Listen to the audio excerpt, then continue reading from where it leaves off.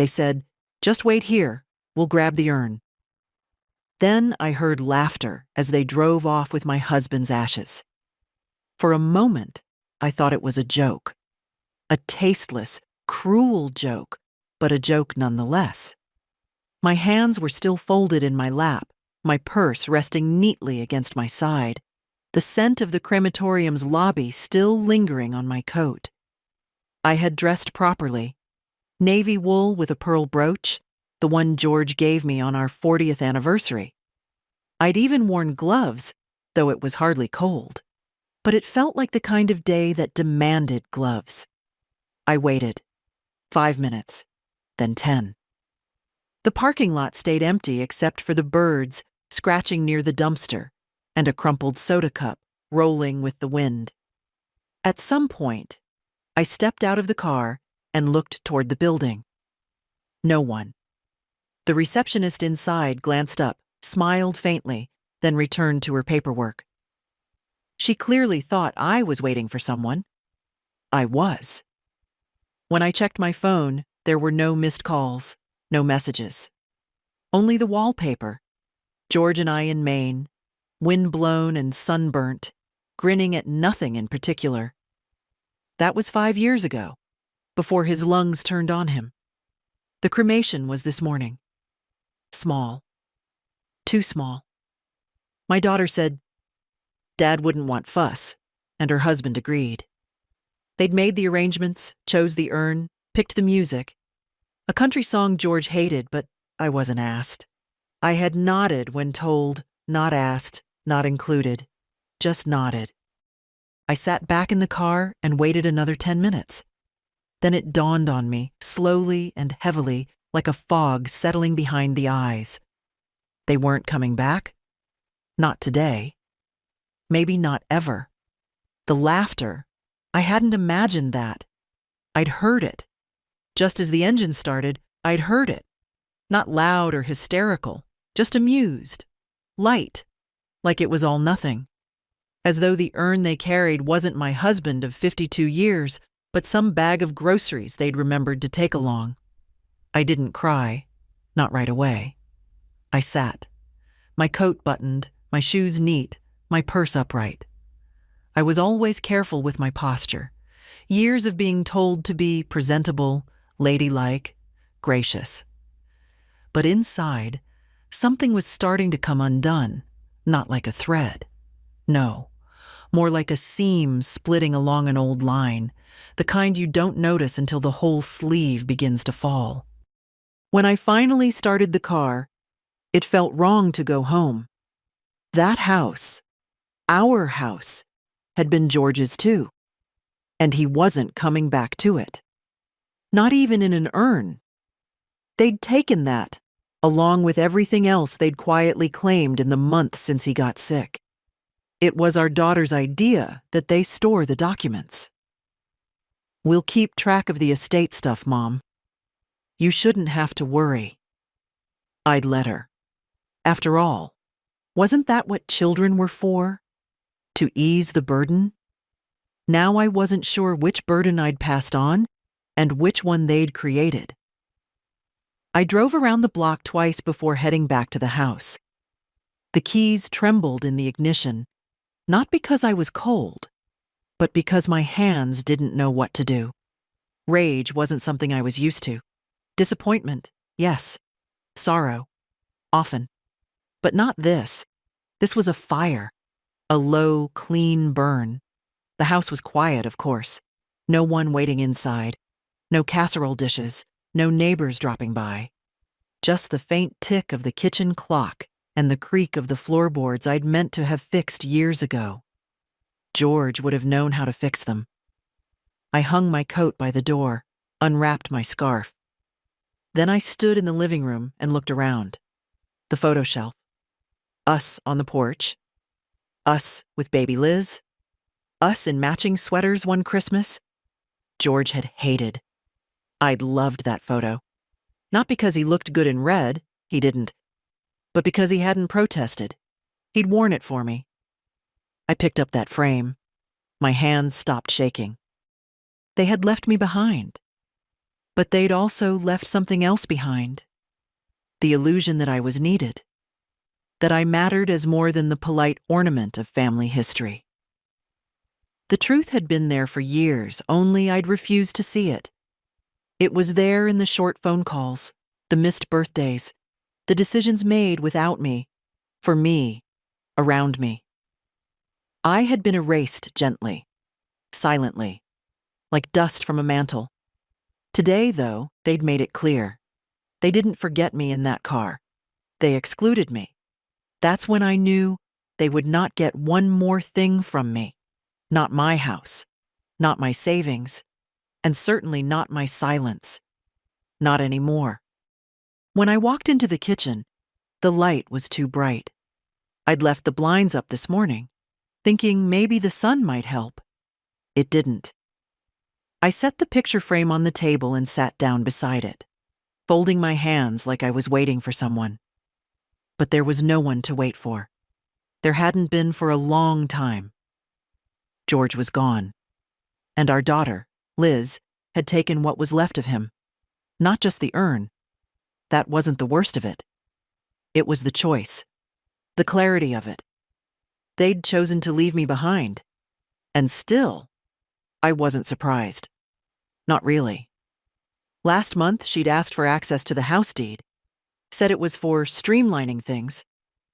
I didn't ask what she meant. I didn't want to know. But George's name was on it, and mine too. That house, this house, was built on 25 years of double shifts and Sunday mornings spent fixing what we couldn't afford to replace. George used to say, "If it's ours, it's sacred." I'd believed that. I still did. But Liz, she believed in other things. Convenience, efficiency, sleek documents and email threads I never saw. When her husband, Todd, called the bank on my behalf, I let it go. When they changed the locks on George's storage shed for safety, I let it go. I even let it go when they told me I should probably downsize because a woman your age doesn't need all that space. What space? The front porch where I drank coffee with George every morning for 40 years. The attic where he'd kept his old fishing gear and I'd told him I'd throw it out every summer but never did. The hallway closet with his slippers still sitting beneath the coats. They'd taken the ashes today. They'd already taken the rest. I stood up, walked slowly to the secretary desk by the window, the one I inherited from my mother. Inside were all the papers I'd filed over the years. I knew where everything was, labeled, sorted. Unlike the rest of me lately, the folder marked Liz and Todd was the thickest. Checks, loans, a co-signed mortgage from 2011, a private school tuition payment I'd made in cash, a car lease I'd paid off when their second child, Carter, was born, and they couldn't manage 2 payments. I didn't need a calculator to know how much money I'd poured into their lives. I didn't do it out of guilt. I did it because I believed that was what mothers did, especially when their own mothers hadn't done it for them. But now, I opened my checkbook, looked at the last entry. February 3rd. Gift for Carter's braces. $4,000. They hadn't called to thank me. I reached for the landline, still plugged into the kitchen wall, even though Liz said no one uses those anymore, and dialed the bank. "Good afternoon, First Shore Community," a young woman answered, chipper in that practiced way. "How can I help you today?" "My name is Martha Bellamy. I need to speak with my account manager, please." "Of course. One moment." As the hold music played, I looked around the room. The tile George had laid himself. The faded clock above the fridge. The same table we'd bought secondhand in 1973 and never replaced. Finally, a voice came through. "Mrs. Bellamy? This is Patrick." "Hello, Patrick. I need to make some changes. Starting today." "Certainly. What would you like to discuss?" I want to cancel all scheduled transfers and direct payments associated with Liz and Todd Taylor. Everyone." There was a pause. "I see. Would you like to freeze those accounts temporarily or permanently? And I'd like to remove any third-party authorizations they have." Patrick cleared his throat. "Yes, ma'am. I'll just need to verify." "I'm prepared for that," I said. And I was. I answered every question, gave every code, passed every checkpoint. Not a tremble in my voice. Not this time. As Patrick clicked away at his keyboard, I felt something loosen inside. Not relief. Not yet. But a beginning. "I've marked everything for removal," he said after a few minutes. "But we'll need your signature to finalize. I can schedule a visit or arrange for a courier. I'll come in tomorrow morning, first thing." "Understood. Is there anything else I can do for you today?" "Yes." I paused. "I'd like to set up a new account, a trust. Not for Liz, not for Todd, for someone who's never asked me for a single thing." There was another pause, longer this time. "Certainly, Mrs. Bellamy. We can begin that tomorrow, too." "Thank you, Patrick." When I hung up, the house was silent again. But it felt different now. Lighter. Not joyful. That wasn't the word.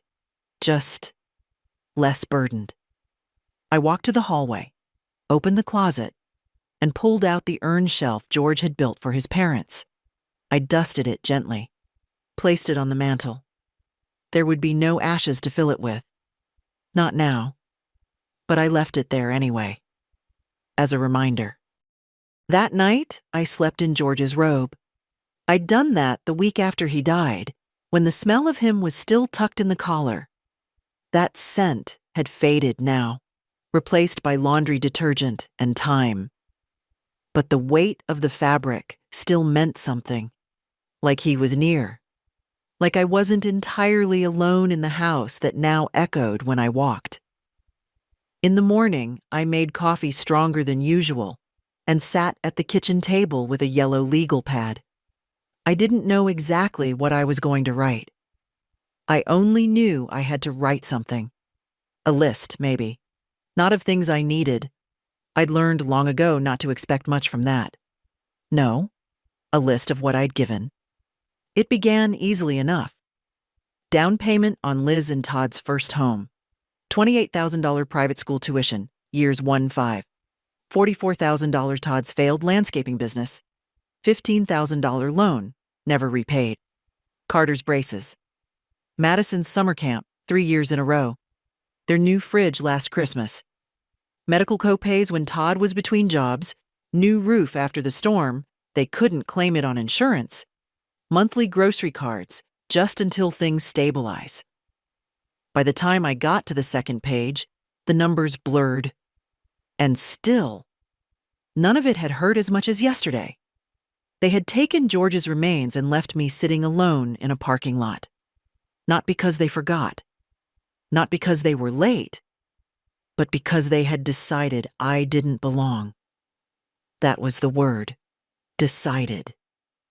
This hadn't come out of nowhere. This wasn't about grief or stress or miscommunication, as Liz would surely claim when the fallout began.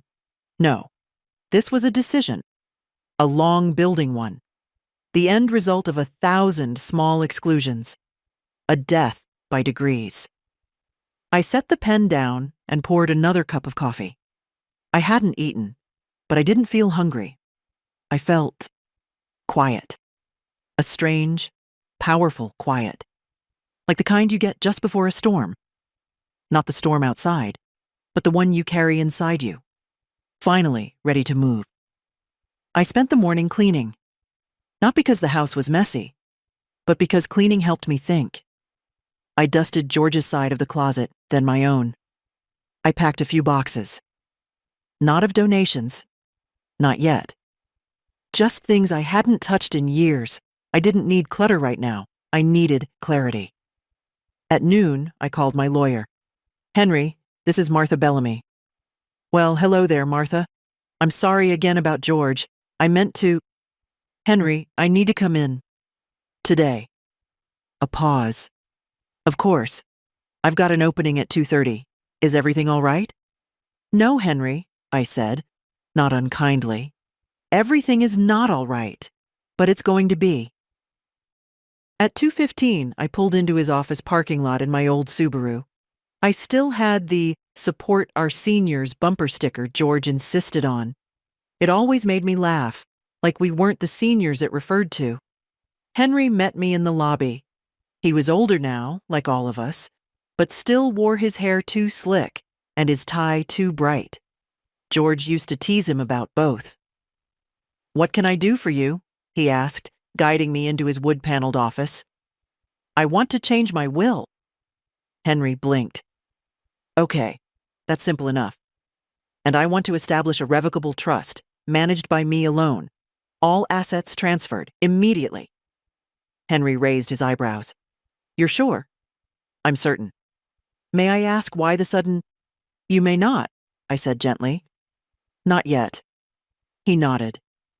"Understood." The papers took over an hour. He walked me through every step, every form, every clause. I read every word. When he asked for beneficiaries, I said, "My granddaughter, Lily. She's the only one who still visits and never asks for anything." "And Liz?" he asked carefully. I looked him in the eye. "No." He said nothing, just kept writing. When everything was signed, scanned and filed, I stood to leave. "I'll need copies mailed," I said, "and one kept here. But no disclosures. Not yet." "Of course," he said. "You'll let me know when." "I will." Back home, I sat on the porch with a glass of water. The wind was picking up. Clouds were shifting. My body ached in its usual ways, knees, shoulders, something in my lower back. But inside, I felt centered. Like something had clicked back into place after years of being slightly off kilter. At 4:43 p.m., Liz called. I didn't answer. She called again at 4:47. Then a text. "Hey, Mom, sorry, yesterday got chaotic. Can we stop by tonight?" I looked at the message, then at the porch steps. George never got around to repainting.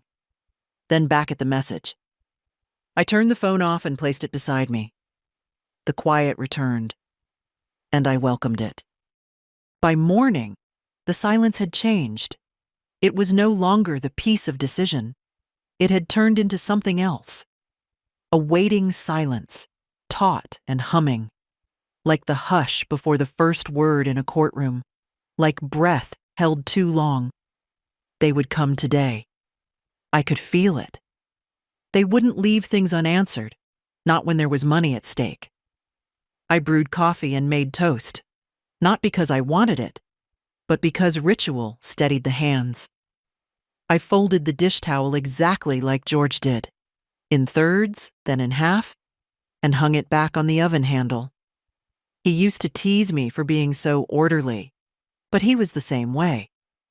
We were two practical people who built a life out of quiet habits and unpaid debts, and for 52 years, it had been enough. At 10:13 a.m., I heard the crunch of tires on gravel. Not one car. Two. Todd's black SUV and Liz's leased sedan. Always leased, never owned. Too much commitment, too little control. I didn't get up. Let them knock. They did. 3 times. Pause. Then again, louder. I heard Liz's voice through the door. Light, falsely cheerful. "Mom, it's us." "Of course it is." I waited another 30 seconds, then opened the door. "Hi, Mom," she said too brightly. Todd gave a weak nod, holding what looked like a pastry box. I didn't move from the threshold. She hesitated. "Can we come in?" "You already did yesterday," I said, "with George's ashes." Her smile twitched. "Oh, that. Mom, it was just a mix-up." "I see," I said. "So who was laughing?" They both blinked. "I heard you," I added, "as you drove away." Todd cleared his throat. "That wasn't about you." "No?" I looked at the box. "What's that?" "A tart," he said. "Your favorite." "Interesting. My favorite was strawberry rhubarb. George's favorite was lemon." Liz winced. "Mom, we're not here to fight." "Good," I said, stepping aside. "Then don't." They entered awkwardly, hovering by the hallway. I didn't invite them farther. Liz took a breath. "Look, I know you're upset. But yesterday, well, everything was moving so fast. Todd had a conference call, and Carter had soccer, and you left me in a parking lot with no explanation and drove away with my husband's ashes," I said evenly. "There is no calendar busy enough to make that acceptable." Todd shifted his weight. "We thought maybe you'd want a moment alone." "I did," I said. "I wanted it after the service, in peace, not in confusion." "We came right back," Liz said. "The receptionist told us you'd left." 36 minutes later, I corrected. I timed it. She looked down. "Mom, I'll save you the effort," I continued. "You're not here to apologize. You're here because the bank froze the accounts yesterday." Silence. Liz's eyes darted up. "They did? I assume your cards were declined?" She didn't answer. "I'm not angry," I said. "That would mean I expected better. I'm just done." Todd stepped forward, his voice tight. "Martha, with all due respect, we've been under a lot of pressure." "And I've been under your thumb for 15 years, I replied. "It ends now." Liz tried again. "Mom, we can talk about this. We can fix it." "No," I said. "You can't. Because what you broke wasn't financial. It was trust. And I let it break slowly, thinking love would fix it. But love without respect is pity. And I'm not taking that from you. Not anymore." The tart box sat untouched in Todd's hands. Liz blinked rapidly. "So, what now?" I met her gaze. "Now you figure out how to live without my money, without my home, without my name tied to your debt." Her voice dropped to a whisper. "Are you cutting us out of your will?" I didn't answer. I didn't need to. Todd opened his mouth like he wanted to argue, but saw something in my face and closed it again. They left 5 minutes later, the tart still sitting on the hallway table. After the door clicked shut behind them, I stood there for a long while, not shaking, not doubting, just breathing. Later, I packed the tart into the fridge. I'd give it to Lily next time she came by. She actually liked lemon. Then I sat at the window and watched the wind move through the trees, light slipping through the leaves like something soft and final. It wasn't revenge I felt. It was balance. I expected the next strike to come through voicemail. Instead, it came in the form of paperwork. A courier envelope pushed into my hands the next morning by a breathless young man who apologized 3 times for the weather, then jogged back to his van as if afraid I might read it in front of him. Inside, a polite but pointed letter from a real estate lawyer I didn't know. Attached, a clarification request regarding joint ownership of the house. Specifically, a suggestion that, given your age and current living status, it might be advisable to consider voluntary property succession for estate simplification. My house. George's house. The one with the creaking porch and the peeling shutters and the apple tree he planted in '89.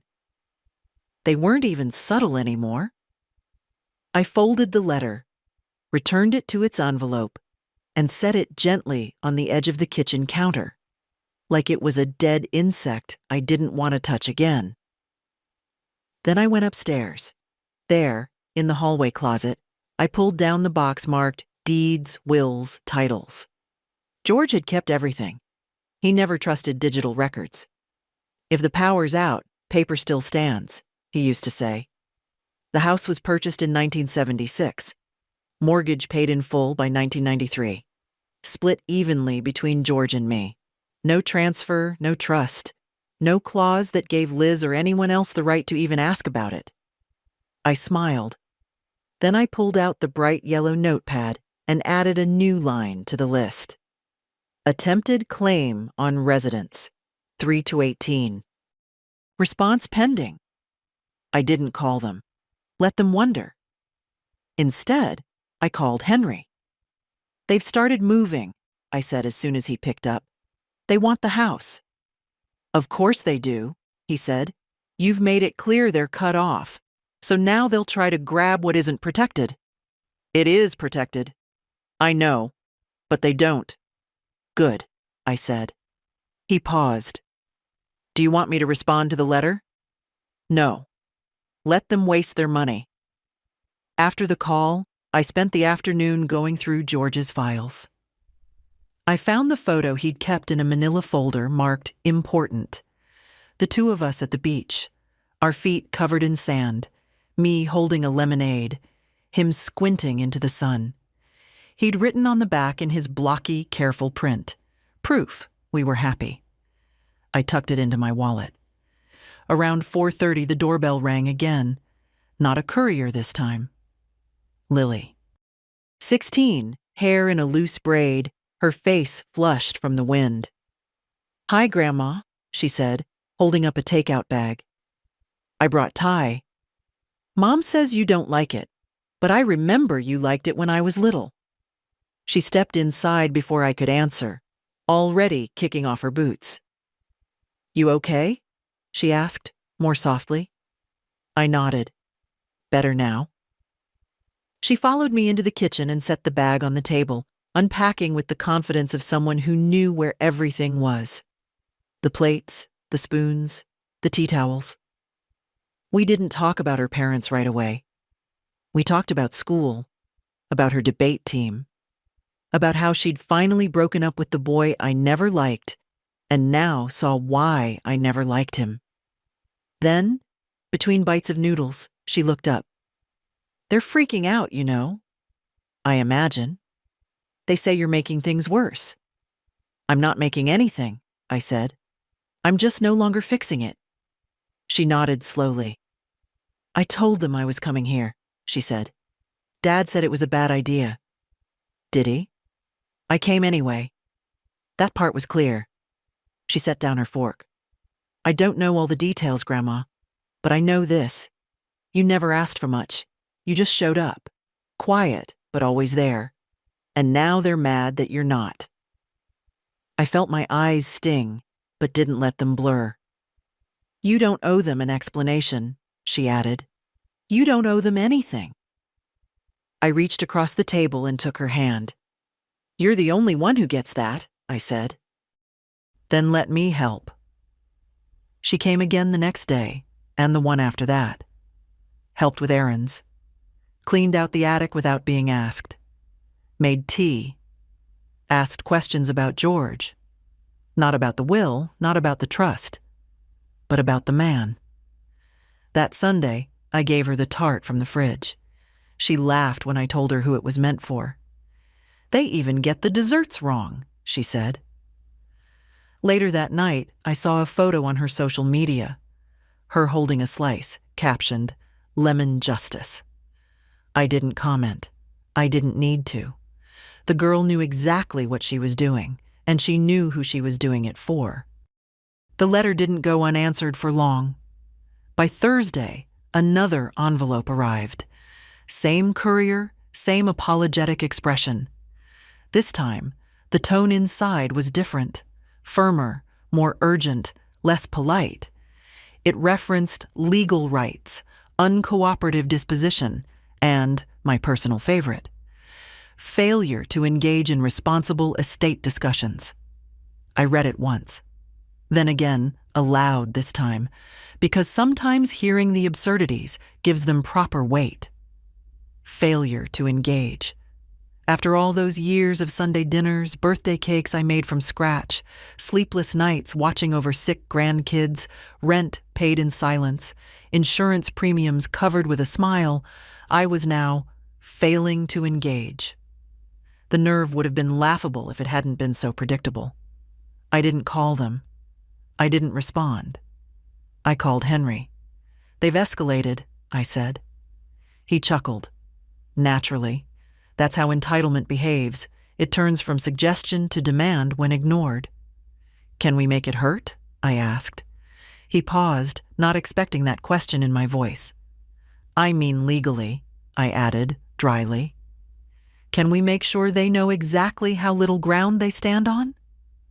"We can," he said. "Would you like me to draft a reply?" "Not to them," I said. "To Lily." "Pardon?" "I want to make it official. The trust, the house, everything. I want it transferred in full, with immediate effect, managed by her name under your supervision." Henry was quiet for a moment. Then, "Martha, that's a serious step. So was watching them drive away with my husband's ashes." He didn't ask anything more, just said, "I'll begin today." That night, I found George's old radio and tuned it to his favorite jazz station. The reception crackled, but I kept it on. I let the saxophone notes fill the room, filling all the parts of me that had been hollow for weeks, maybe years. I cooked a full dinner for myself. No low-sodium anything, no skim milk, no accommodations for other people's diets. Just roasted chicken, mashed potatoes, buttered peas. I even made gravy from scratch. I ate at the kitchen table, by candlelight. George would have laughed, called it dramatic, then joined in. He never believed in sulking. "If you're gonna stew, make it into soup," he once said. After dinner, I sat down and wrote Lily a letter. Not a legal one. Henry would handle those. A real one. In ink, with my own hand. I told her about the first time I met George, how he was nervous and pretended he knew how to waltz, how he stepped on my foot 3 times and still got a second date. I told her how we bought the house, how the roof leaked for a year before we could fix it, how George made the fence out of salvaged wood, painted each plank by hand, and spelled my name into it with white flowers. I told her none of it was perfect, but all of it was real. And now, it would be hers. Not because I needed someone to remember me, because I needed someone to carry what mattered forward.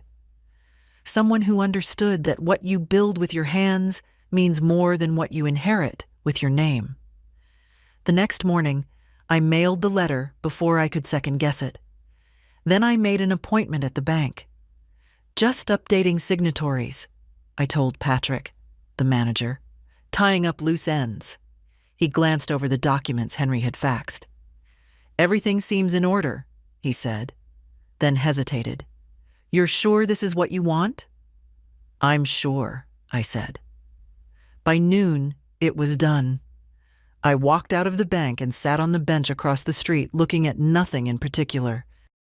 Just feeling the wind on my face, the sun on my hands, and the strange, quiet pulse of something I hadn't felt in years. Control. It didn't make me feel powerful. It made me feel whole.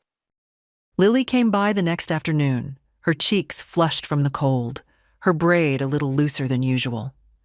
"I got your letter," she said, holding it in her hands like it was breakable. "I read it 3 times. I nodded. "And?" "I cried," she said simply, "at the part about the fence, and the flowers, and the soup." "You always liked stories better than toys," I said, "even when you were small." She sat across from me, placed the letter gently on the table.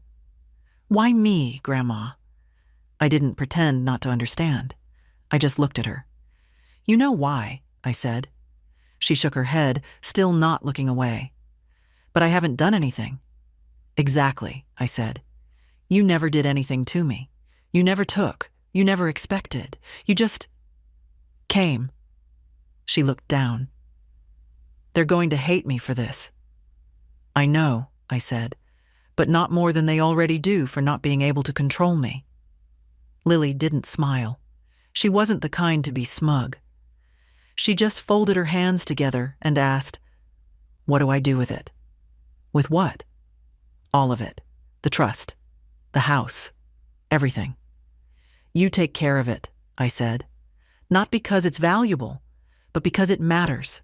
This place. These stories. They weren't expensive to build, but they cost everything." She nodded slowly. "And when you're ready," I added, "you build something of your own, with the same care, the same truth." She looked around the kitchen, then out the window toward the back garden. George's rose bushes had gone to branch, bare and stubborn against the frost. "You think I'm ready?" "You wouldn't be asking if you weren't." We sat in silence a while, sipping tea. Lily had brought ginger biscuits this time, not too sweet, the kind I liked best. "They're going to come after me," she said eventually. "Not just you. Me." "They already are," I said. "Todd called the bank this morning pretending to be your financial advisor." Patrick shut it down. Her eyebrows lifted. "Seriously?" "Seriously." "And Mom?" I took a breath. "She hasn't called, but she sent a message through Henry's office. Strongly worded. Something about undue influence and incompetent decision-making." Lily let out a low breath. "They think I'm senile," I added. "Or rather, they hope I am. Makes it easier to discredit my choices." "But you're not." "No," I said. "I'm old. That's different." We both smiled, briefly. "I'll protect it," she said after a while. "Whatever it is now, whatever it becomes, I'll protect it. I know you will." Later, as she put on her coat, she paused at the doorway and turned back. "Grandma, if things get ugly—" "They will," I said. "But that's all right. I've been through ugly before. I've been through poor, through sick, through alone. This is nothing." She smiled then. A real one.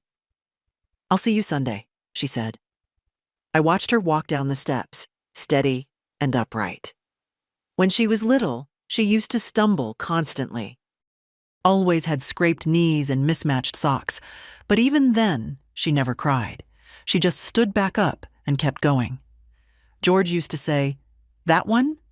She's made of wire and glue." I hadn't understood it back then. I did now. That night, the phone rang again. This time, I answered. Not because I wanted to talk, but because I knew what came next and I was ready to look it in the eye. "Mom," Liz's voice came through the line, clipped and sharp. "We need to talk." I didn't speak right away.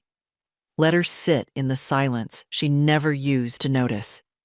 "Are you there?" she said, impatient now. "I'm here." She exhaled, not relief but irritation. "You've put us in an impossible position." "Have I?" I said. "Yes. Todd's been on the phone with the bank all day. They won't release the funds. They say you removed our access." "I did." Without warning. I almost laughed. "You think I owed you a warning before I stopped letting you drain me? That's not fair." "It's not?" "We had arrangements." "No," I said, cutting her off. "You had expectations. I allowed them. That's not the same." There was a pause. I could hear movement. Maybe she was pacing. Or maybe she just couldn't sit still with the truth pressed against her ear. "I don't know what Lily told you," she began. "Lily didn't tell me anything," I said. "You did. With your silence. With your behavior. With that letter you sent me through a lawyer instead of your own voice." She scoffed. "You're overreacting." "To what, exactly? Being left in a parking lot while you drove off with my husband's ashes?" "That was—" "Don't," I said. Quiet, firm. "Don't rewrite it." The silence stretched again, but now it was brittle. "I don't know what you're trying to prove," she said. "Nothing." "Then why all this drama? Cutting us out? Giving everything to Lily?" Because I finally remembered who I am, I said. And who you've become. That's not an answer. It's the only one you're getting. I could hear her breathing shift, the rhythm no longer controlled.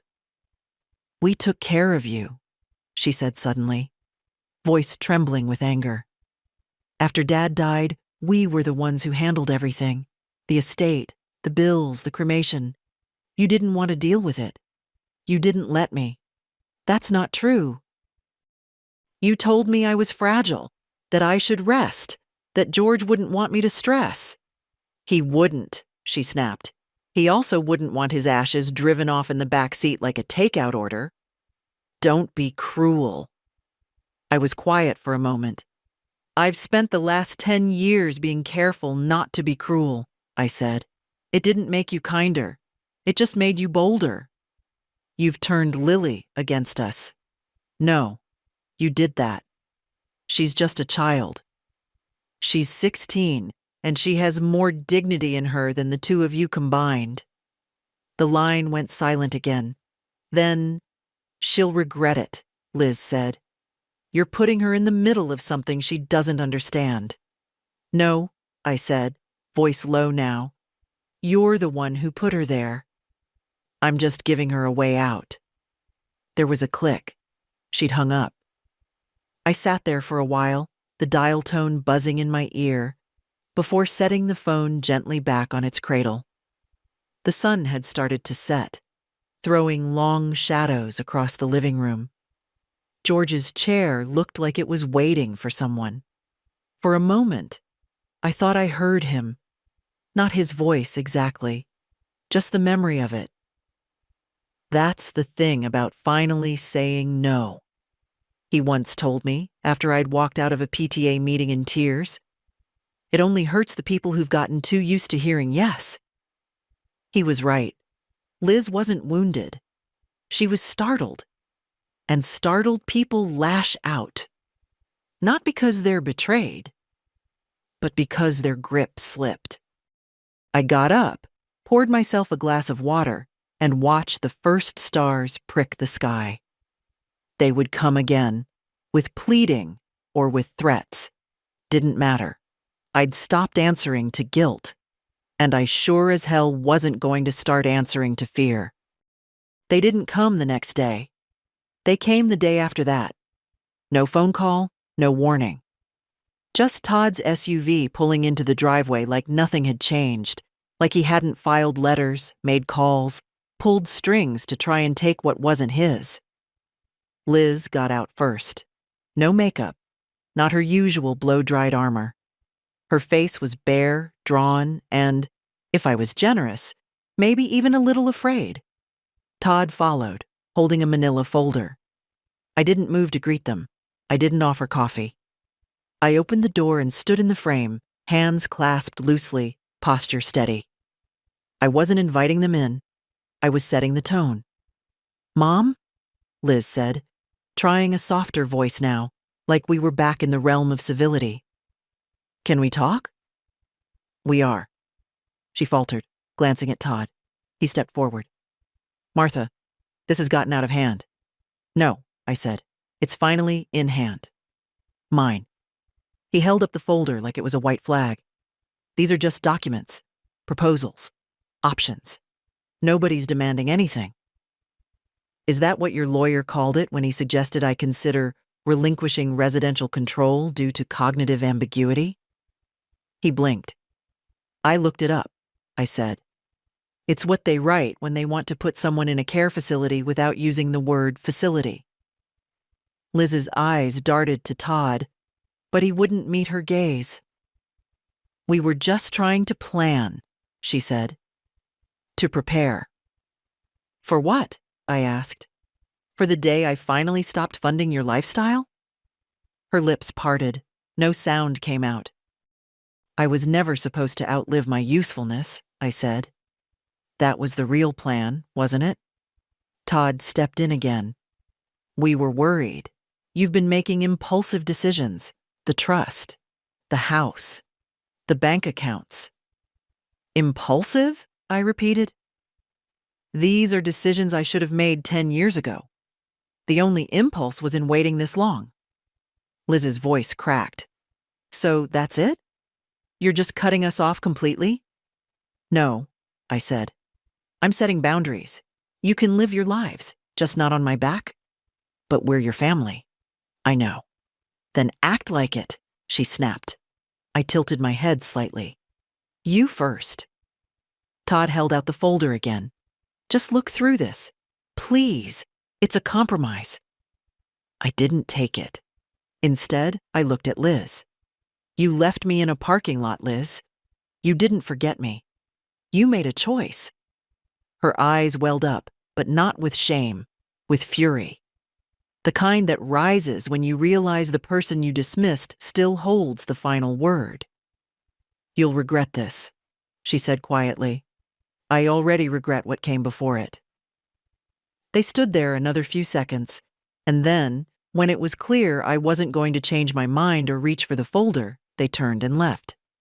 No shouting, no final blow, just silence. As they drove away, I didn't feel victorious. I felt solid.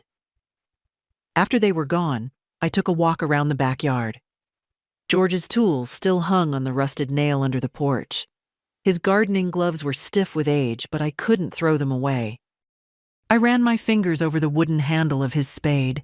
He always said you don't pull weeds just once. You check again in a few days. They like to come back. This wasn't over, but they knew now. The ground had changed. That night, I opened the trunk at the foot of the bed. It hadn't been touched in years.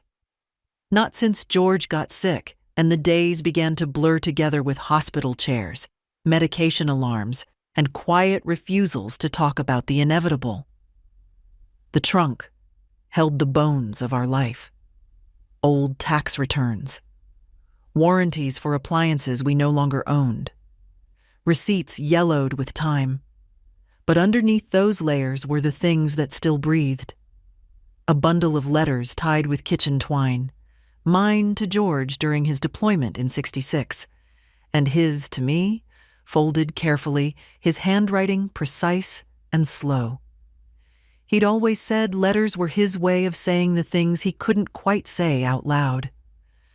I untied the twine, not to read them, but to hold them. There was one more folder in the bottom of the trunk. Manila, like the one Todd had held earlier, but heavier. Not with paper, with weight. Emotional weight. Inside was the last will George and I had updated together, signed 7 years ago, notarized, reviewed twice by Henry. At the time, it had seemed straightforward, split evenly, modest bequest to the grandchildren, the rest to Liz as our only child. George had insisted. She'll do the right thing, he said. I had believed it too, back then. But people aren't static. They shift. Sometimes they harden.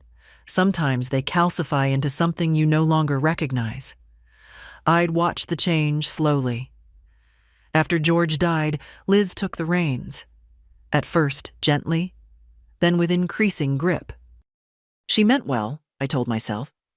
She's overwhelmed. She's grieving, too. But grief doesn't erase kindness. It only tests its limits. Over the years, she began speaking for me. At doctor's offices, at the bank.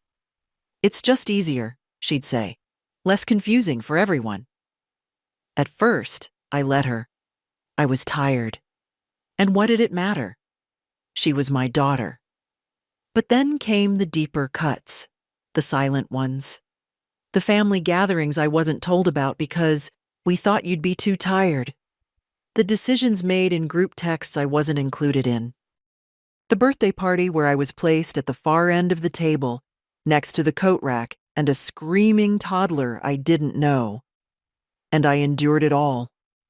Until George's ashes left in a car I wasn't welcome to ride in. That was the line. Some lines don't need to be drawn. They're carved. Now I pulled the will out, unfolded it, and stared at our signatures. He trusted her, and so did I. But trust, once cracked, doesn't heal like skin. It hardens like porcelain, and the break always shows. I folded the document back up, returned it to the trunk, and turned off the light. In the morning, I called Henry. "We need to formally revoke the previous will," I said. "Immediately." "I've already started," he said. "Your trust supersedes it, but we'll file the new paperwork first thing. Make sure Liz receives a copy." "Are you sure you want to do that now?" "Yes," I said. "She deserves to know exactly where she stands." Later that day, I opened the safe behind the hall mirror and removed the original deed to the house. George's handwriting was in the margins. Notes about the property line, the furnace, when the chimney was last cleaned. It wasn't just a house. It was evidence of effort, of time, of who we were before everything became convenience and shortcuts. I scanned it all and sent it to Henry. Backups. Always backups. At lunch, I made tuna salad the way George liked it, with extra pickle, no celery. I ate it at the table where we used to sit, where Lily now sometimes joined me. And then I waited, because I knew this change, this final legal confirmation, would light the match they'd been waving for weeks. And when it did, I would not flinch. The letter arrived 2 days later. Cream-colored envelope. Heavy stock. The kind meant to convey importance, as if the thickness of the paper could soften the ugliness of the contents. This one wasn't from Todd's lawyer. It was from Liz herself. I didn't open it right away. I made tea first. Cleaned the sink. Fed the neighborhood cat that had started appearing by the porch in the afternoons. Skinny, gray, missing half an ear. I'd started calling him Charles, after my grandfather.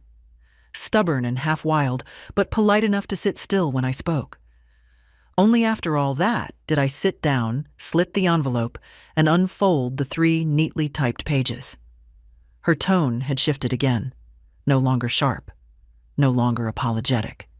Now it was measured, coded with what she probably thought was logic. She called my actions unilateral and deeply hurtful. She referred to my decisions as confused and potentially manipulated. She cited my age 4 separate times. She reminded me that family decisions should be made with family input. And she closed with a thinly veiled threat. "We don't want to involve outside agencies, but we will if we feel there's cause for concern." Cause for concern. I folded the letter slowly, set it on the table, and stared out the window. George had once said, "The more you tell someone no, the more convinced they get that you don't understand the question." Liz didn't think she'd been denied something. She thought I was making a mistake that needed correction. Correction through force if necessary. At 2:15 p.m., I called Henry. "I received a letter," I said. He didn't ask what it said. "Do you want to respond?" "No," I said, "but I want to act." I told him everything. The attempts to question my capacity, the veiled threat of guardianship, the implication that I was being unduly influenced. "And Lily?" he asked. "She's fine. They haven't come near her. Yet." He paused. "We can make this airtight, ironclad. A trust under joint legal supervision, with clauses that activate upon any attempt to contest." "Yes," I said. "Do it." When I hung up, I didn't feel afraid. I felt finished. Finished pretending this was a misunderstanding. Finished hoping Liz might come around.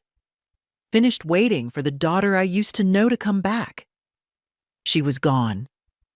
Not dead. Not vanished. Just transformed into someone who measured love in assets and loyalty in control. And that wasn't someone I could save. Later, Lily stopped by.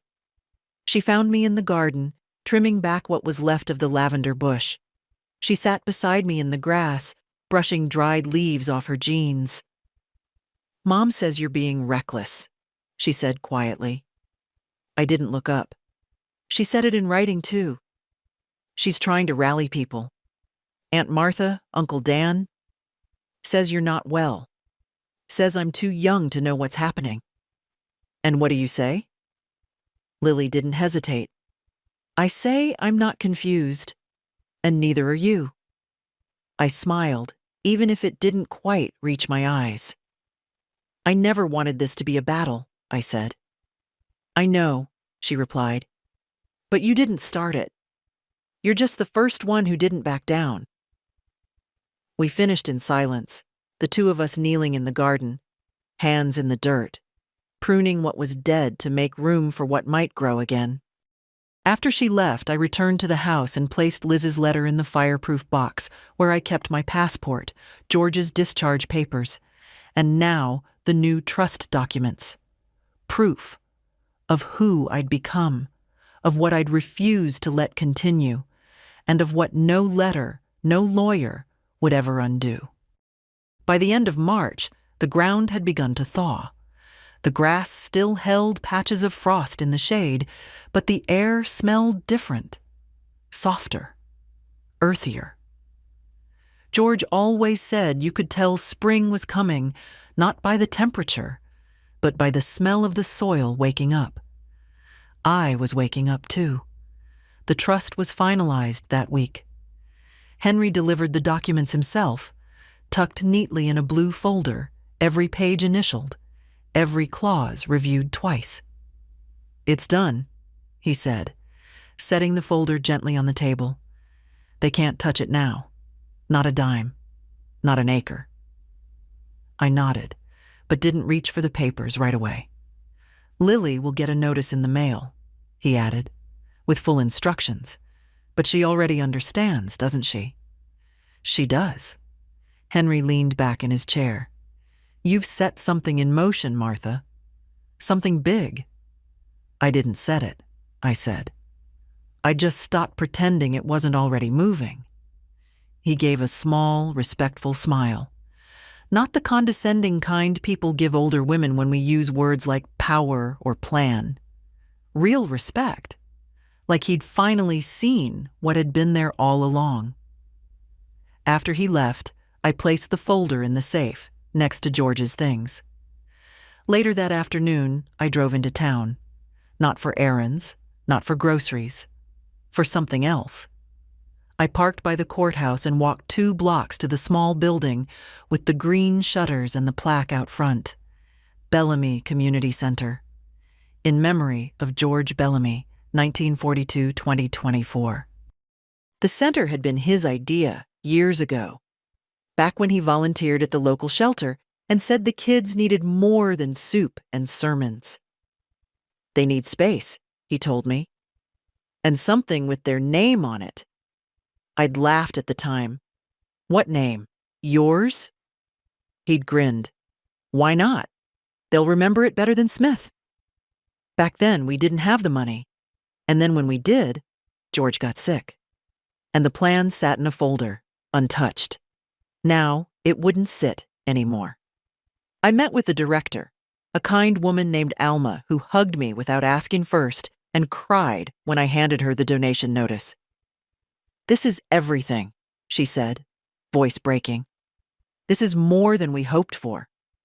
I nodded. He would have wanted it quiet, nothing flashy. We'll keep his name small on the sign.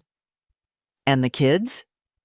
They'll have books, computers, meals, after-school programs, all of it. I didn't stay long. I didn't need to. The walk back to the car felt lighter. Not because I'd done something noble, but because I'd finally done something real. Something that couldn't be twisted or taken or erased. When I got home, Lily was already there, sitting on the porch steps, a book in her lap. She looked up. Where were you? Putting your grandfather's name where it belonged. She smiled.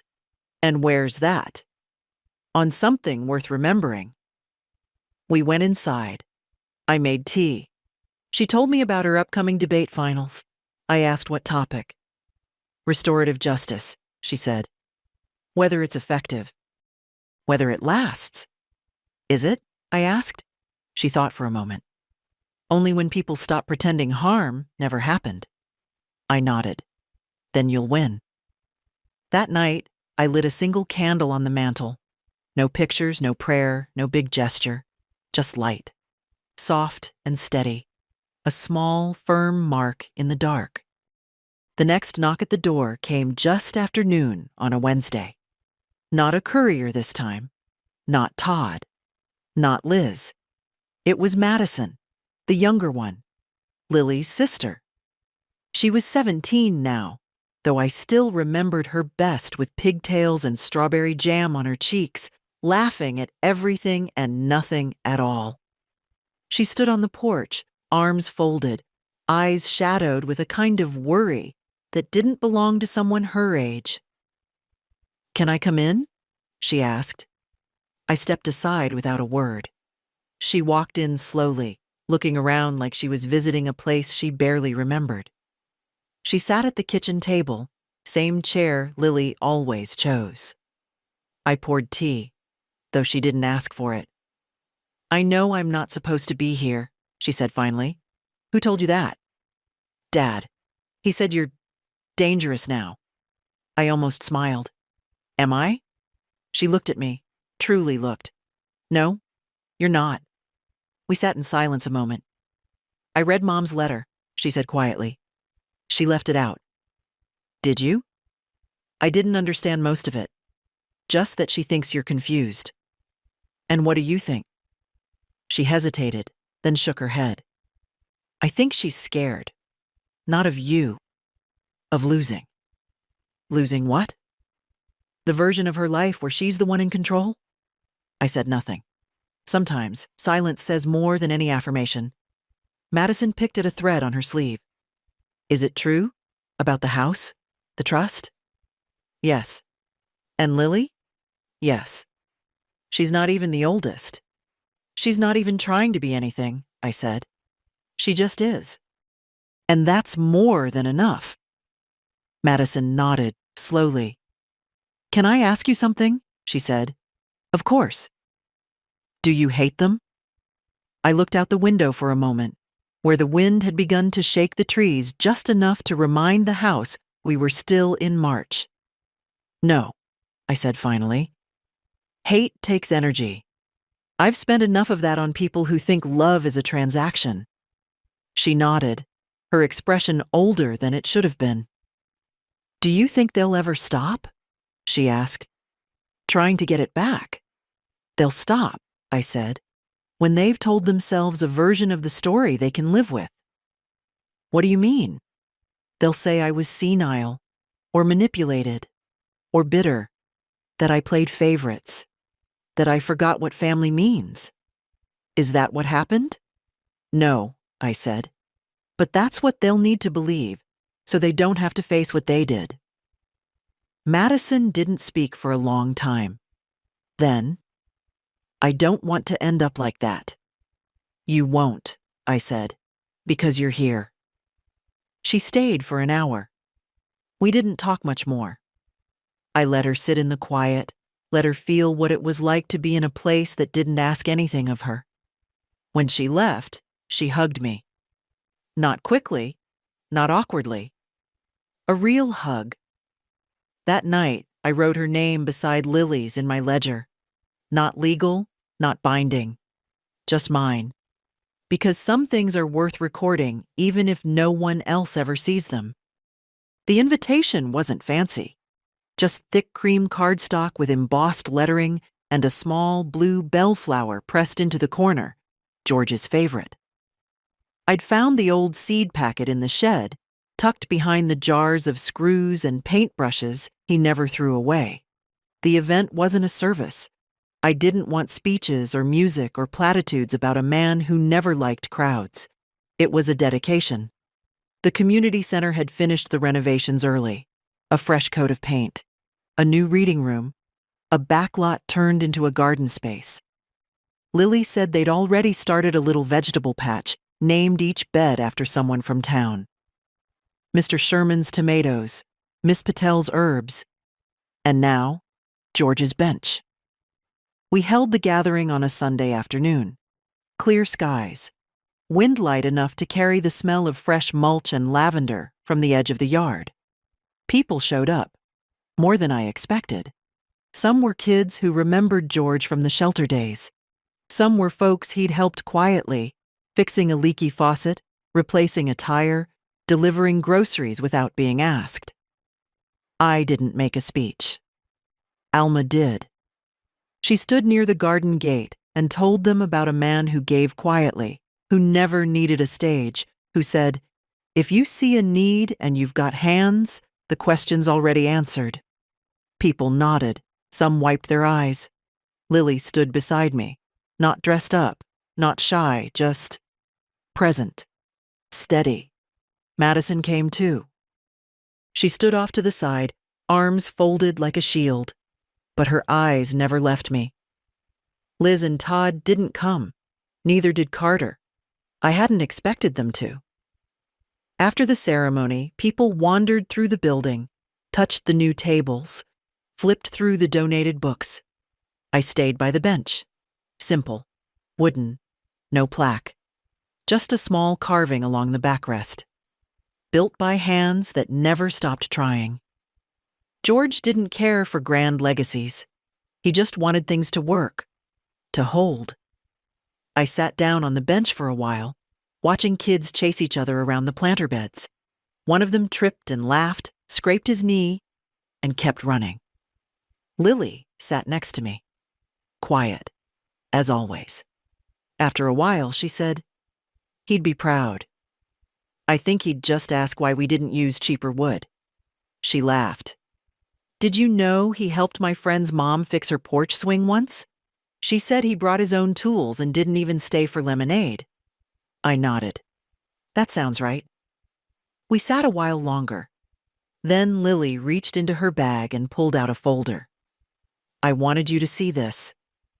Inside, photos of the garden, a copy of the activity calendar, a list of the new programs launching next month. One page caught my eye. Bellamy Youth Grant, in memory of George Bellamy, for students pursuing trade work, elder care, or community service. I blinked at it. "You came up with that?" I asked. "Not alone," she said.